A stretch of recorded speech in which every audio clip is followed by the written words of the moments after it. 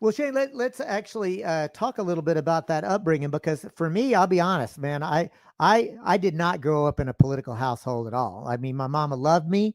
I had the great privilege, and I often say that I am a proud and unapologetic mama's boy because I got that upbringing that everybody deserves, but so few get, and that was I was bathed in love and acceptance. My mama, and my papa, because I was born, as they say, out of wedlock, which I think that we have in common. Uh, and Mama and Mama and Papa knew that there were some people in that small town that were going to try to make me feel a certain kind of way about it.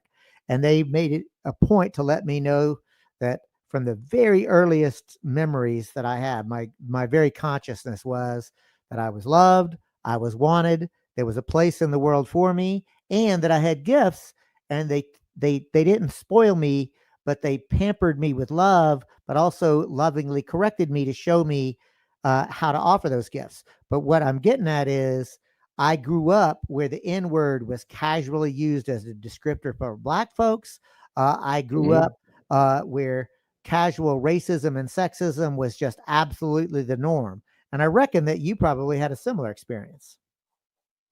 I did, David. It was interesting growing up the son of the preacher because I was able to like I don't know, I would say dance both sides of the poverty line, meaning I could be friends with the poor people, I could be friends with the well-to-do folks, and as I got older, that became used to my greater advantage in my later years of life. But in early childhood, I had the same thing. It was, you know, uh, my grandmother loved me on both sides of the family. Members of the community were all welcoming, and it seemed like everyone wanted me to be the best that I could be and was always supportive and encouraging of me. I was well loved.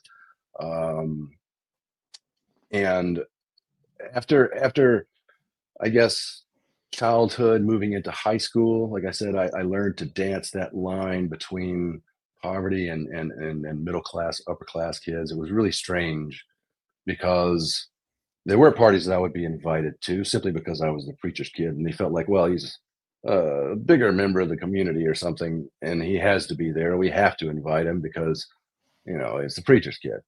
And on the other side of the aisle, it was like, oh yeah, I can hang out and smoke pot and drink beer and run around four wheeling in the middle of the woods with the other crew.